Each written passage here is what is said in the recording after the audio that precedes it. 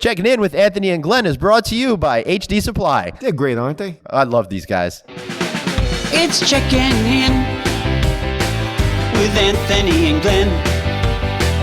It's checking in with Anthony and Glenn. Teaching you to be the hotelier that you wanna be. It's checking in with Anthony and Glenn. Yeah! Hey everybody, welcome back to Checking In with Anthony and Glenn. I am the Glenn of Anthony and Glenn. That's Glenn Haussman. I have with me Mr. Anthony Melchiorri. How are you, sir? I am well, Glenn. I am so great. I am amazing. I am full of energy. You know why? Why? Because it's Friday afternoon as we're recording this? No, Glenn. Why? Because I'm hanging out with you. Aw, that is the sweetest thing. I wish that you could get my family to be as nice to me as you are. You know what? I'm not a miracle worker. All right. So note to self, get Annie Sullivan on the line.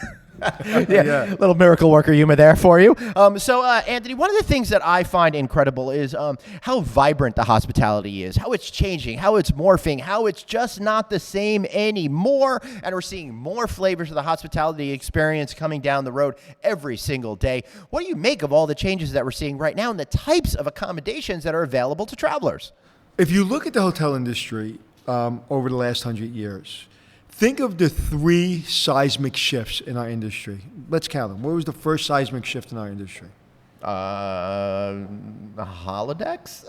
Cars. Cars, right? Right? Motel side. Cars, side Kemmons Wilson, and... Okay, what was the second? What was the seismic shift? Cars, motel side of the road. Internet, seismic shift. Mm-hmm. What's the next seismic shift? What's happening? I would say customer behavioral changes that are creating the shared economy. Right. So that's what we want to thank talk God about. I got that right. Man, every single time we do a show and you start asking me questions, I'm so scared I'm not going to know the answer. So, but really, those are the seismic shifts, and there's many others, but those are the ones that have really kind of changed us. So what's happening now is we're going through a major shift, and it's coming from everywhere. Where before it was like, in the Cold War, you knew who the enemy was, right? You knew Russia. We had to keep our missiles on Russia because they may be putting their missiles on us. So we knew in the Cold War who our enemy was. Nowadays, it could be somebody walking down the street with a bomb in their suitcase. We don't know who the enemy is. So the hotel business is kind of, not to compare war to the hotel business, but it's similar and not similar. But the reference I'm trying to make is, we knew who the enemy was. It was, if I was a Hilton, it was Marriott. If I was a Marriott, it was Hilton, and vice versa. If I'm a Four Seasons, it's Ritz-Carlton. Now, we don't know who our enemy is because they come from anywhere. It's mom and pop. It's grandma that owns a little house. It's Airbnb. It's coming from everywhere. It is coming from everywhere. I'm seeing so much change, so many creative, interesting, different ideas that are coming out right now. I mean, you've got your typical service departments. You've got these new things that are part hotels, that are part hotel, part apartment complex. You've got pop-up hotels that I'm seeing. You've got pod hotels, micro hotels. So, Glenn, what do you do? What do you do? As a consumer, I rejoice because more choices gives me more opportunities to stay the way I want to stay. Wait, hold on a second. You mean to tell me that our economy in the hotel business is changing where people they have their phone in their pocket, so they have basically control. In 1 second, they can pick whatever kind of hotel or apartment or... Some guy's couch.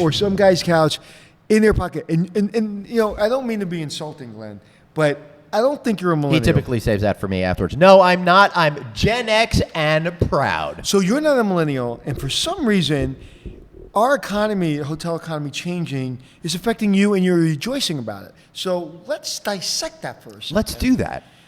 Everybody I speak to, millennial, you might as well wear a friggin' shirt that says, millennial, I'm afraid of what the millennial's going to do next. I just walk around invisible because I'm not a millennial, so nobody cares about me.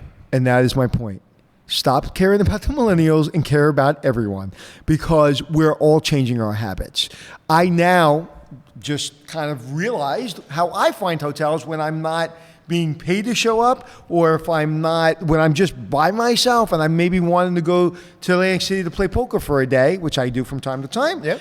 How do I do it? You know what I do to find a hotel? First I check my LinkedIn and see who I know. But really what I do is I go into Google Maps, I put in hotels, and it all comes up with all the rates and everything, and I say, okay, that's a good rating, that's a cheap rate, I'm going to be there a couple hours, okay, boom, done. I've never thought I did that, but I do. Yep. And I do that kind of consistently. So whether you're a millennial or whether you're a 53-year-old man, doesn't matter. What matters is we're changing. Technology's changing. So stop focusing so damn much on millennials and focus on the customer base, because millennials aren't changing. This is the way they've grown up. But we're changing in the sense of how we book business. So book business. So change your habits or policies, or focus on the whole. You know, if you're a specialist as a doctor, you focus on certain things. If you're a family doctor, you focus on the entire person. As a hotelier, focus on the entire person. Focus on everyone. Don't be a specialist when it comes to who we're worried about, because the millennial may come to your cool hotel, but guess what? You can get the 53-year-old guy to come to your hotel too, or the family to come to your hotel too. Yeah, and let me tell you what, people. I think the thing that I find most incredible is so many hoteliers out there are pretending that all these different forms of accommodation simply don't exist, that we're still living in 1990. And the fact of the matter is we don't. And each and every one of you out there that are hoteliers, you know what you're doing. You're using Uber. You're using Lyft. You're using all of these different websites to find accommodations in new and different ways. And guess what? You're not translating that to your business. It's how your customers behaving is the way that you're behaving. So what are you doing out there in order to change your business to reflect how you will book a hotel room? Anthony, what should people do? Well, first thing what people should do is go to my Instagram, because I just got that on video, and he looks like one pissed off middle-aged man. Stay in your zone, man. Focus, hire well. I keep saying it. Be passionate about hospitality. You may lose a little share, and if you do, you're going to regroup. You're going to figure it out. But just don't panic. You know, and at the end of the day, you know what? You may be in a market where Airbnb and a guy with a couch is eating your lunch. So know when to get out. It's like the stock market, right? The other day I was going to sell Facebook. I told my wife I'm selling Facebook. The next morning I woke up and Facebook sold itself. Right? Largest decline ever in the history of the stock market, $110 billion in value lost. Right. Wow, what a headache. 12 hours before, I literally told my wife I'm going to sell I'm going to sell Facebook and just put the money in back, because we made a lot of money on Facebook. And when I say a lot of money, I mean a couple shares. You know, so let's sell that. And I wake up in the morning about to call somebody to help me with it, and it sold itself. And then I just panicked and go, what do I do? But anyway, so I didn't panic. I just held it and say, hope to God it comes back. So, you know, don't panic. Just from a business perspective, I always say numbers make your decision, right? So let's look at it in reality. So if I'm a business consultant, which I am, a hotel consultant, and I come into your hotel and say, okay, what's the problem? Well, we lost market share. Well, how much did you lose? I lost 20%. Well, where'd you lose it? Did you lose in occupancy? I lost it in average rate. Well, I lost it everywhere. I lost it in RevPAR. Okay. I lost it in occupancy, average rate. I lost my RevPAR. I lost everything. Okay. Why? Well, because I have 100 rooms, and in the last 3 years, I can't sell 100 rooms because there's so much Airbnb. So you have a decision to make. It's a business decision. I need to either close some rooms and limit my expenses. I need to think about selling my hotel before I really can't sell my hotel anymore, because everybody's getting eaten for dinner. So it comes down to business decisions. Too many people get emotional. So I can't answer the question of what do we do. Every single hotel, every business is like a person. It's different. Look at it from a non-emotional way. It could be a creative marketing. It could be...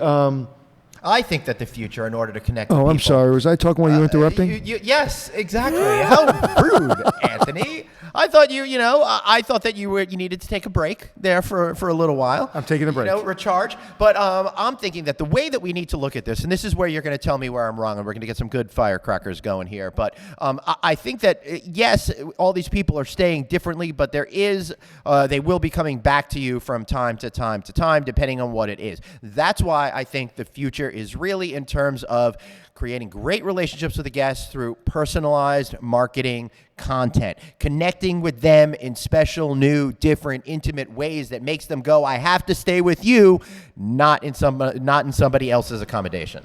Glenn, why do people who've been staying at 5-star hotels like the Four Seasons Ritz-Carlton, why do they stay there? Forget about that they can afford it, but they can afford to build their own Ritz-Carlton, a lot of these people. Why do they stay at these fancy hotels? I think that there's multiple reasons. One, I think they like the way it feels. They feel good about themselves, and I think that it goes back to that service element of it. But I think it's also a high-quality product. But predominantly, I think because it makes them feel good about themselves. It's the way they're treated. Yeah. People pay attention to them. That's a good way of saying it. People focus on them. People say, you want that dinner reservation? I'll make it happen. So you don't have a concierge, you don't have a 5-star hotel?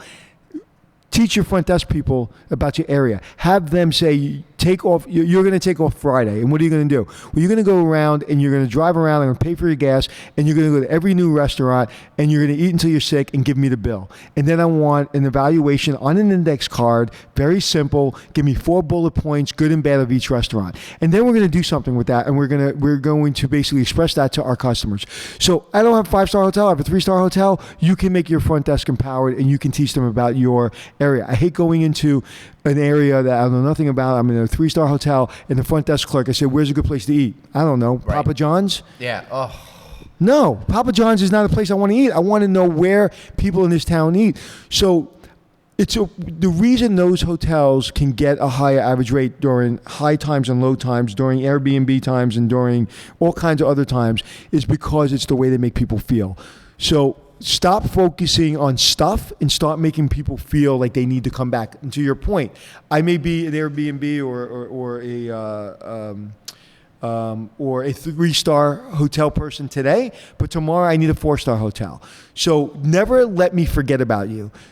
Remind me about you. So every time I'm with you, remind me how good you are, and then stay in my face through social media, through direct mail, through direct advertising. What you're seeing is you're really seeing a comeback of direct advertising. And that direct advertising, again, should be highly personalized to the individual. There's a lot of great companies out there that can help you with this sort of thing right now. Technology is great, and you could really understand and learn what motivates the guests and track them throughout the entire customer journey, from that first germination of an idea through booking, through the stay, and even post-stay. I'll give you a quick story of a friend of mine who owns a company called Black Tap. You may have heard it here in New York City.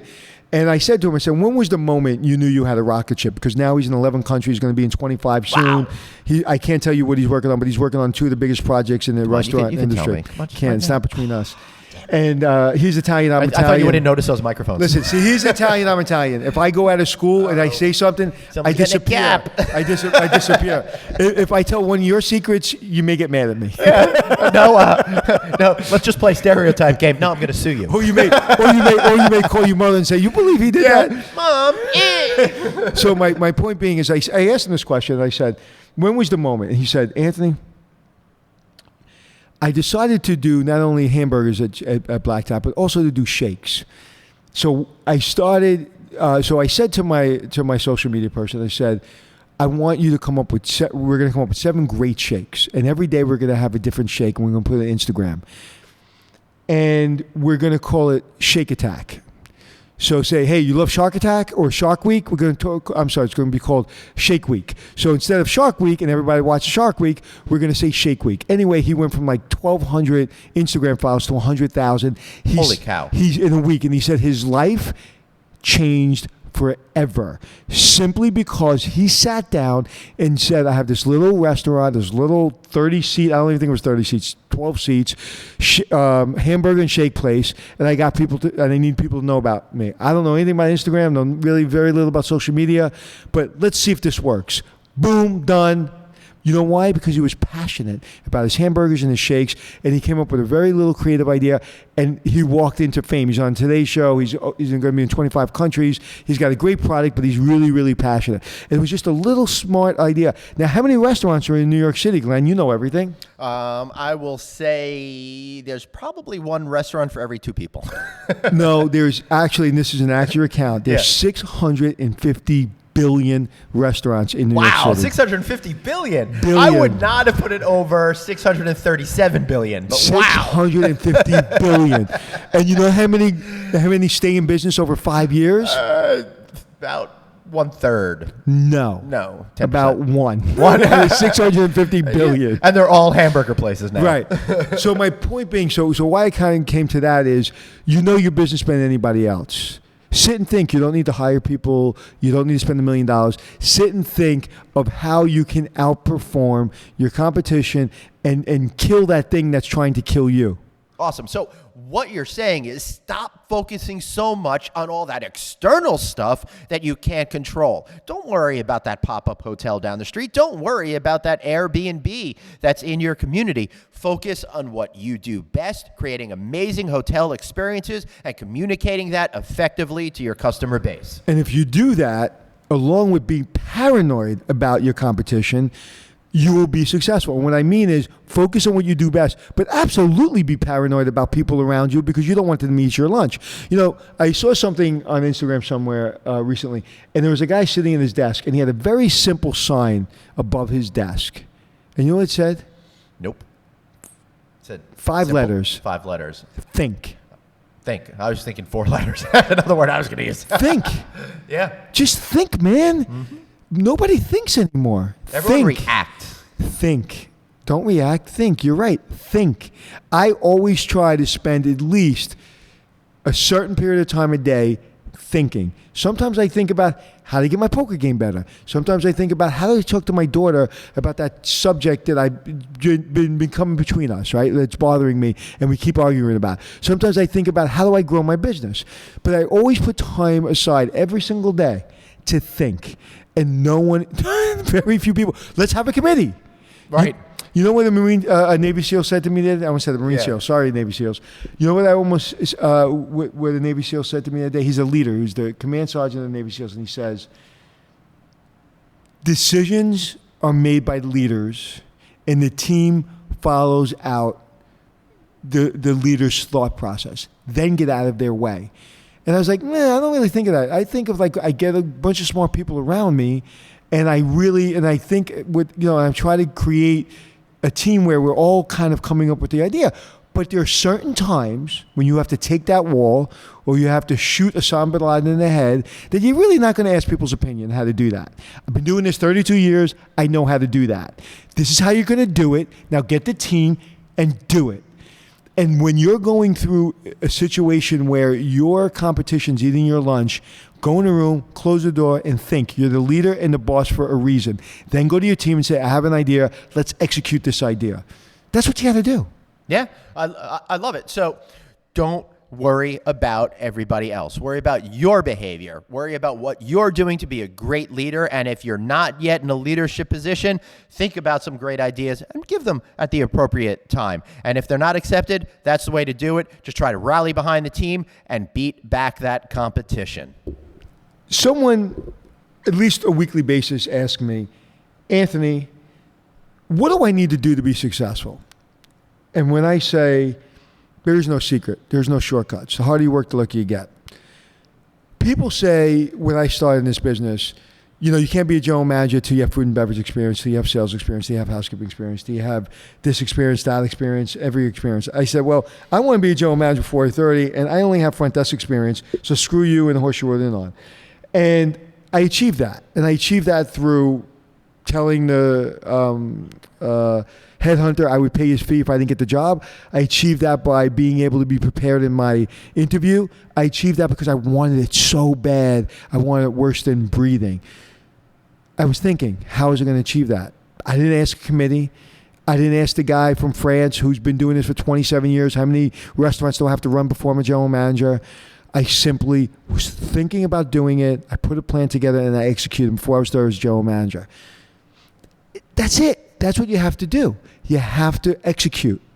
Great. Well, there you go. I think that's perfect pearls of wisdom. Anthony, tell me something I don't know about you. You don't know that 2 weeks ago, I turned to my wife and said, babe, I need a day off. My head's exploding. I need to just disappear. She looked at me. She goes, you're going to Atlantic City to play poker. I said, if you won't mind. She goes, okay. So I played in the tournament, which I didn't know was a 3-day tournament. Right. It was a $400 buy-in, which is completely the upper limits of my casino gambling. And I spent 16 hours playing poker. There were 670 people in the tournament. I was number 200. and an ace king beat my ace 9, and I was out, and I drove home at 2:00 in the morning, and I woke up the next day and went back to work. So that was my little vacation. So there you go. Sounds a lot of fun. So, Glenn, you're not going to believe this. Yeah? But I need to know something. Yes? What's something I don't know? That I, too, am going to Atlantic City. As a matter of fact, I'm going next week. As we're recording this, I'm going to be checking out some of the brand new resorts out there. Brand new Hard Rock, the brand new Ocean Resort. I did that, and if you watched my Instagram, you would have seen it. I did that. I went to both of them, Yep. and do you want to know my opinion? Next time. Okay. Because I don't want your opinion to infect my opinion. That's great. Why don't we record a show once I get back on our opinions on the resurgence, or the resurgence in air quotes, of Atlantic City? I will tell you this, that the Hard Rock Cafe is going to bring, the Hard Rock Hotel is going to bring back Atlantic City. I sure hope it does. Fingers crossed. I was a big fan of Borgata. I'm really rooting for Hard Rock. I'm rooting for my good friends over at Showboat. I'm rooting for Ocean Resort. There's going to be a lot of opportunities out there. We'll report on that next time. Anthony, how can we find you online? You can find actually both of us online by going to Instagram and checking in with Anthony and Glenn. Or you can find me online, because if you don't like Glenn, you like me, you can go to Anthony Hotels on any Instagram, Facebook, LinkedIn, wherever, and you'll find me, or AnthonyMelchiorri.com. But if people don't like me and they like you, where do they go?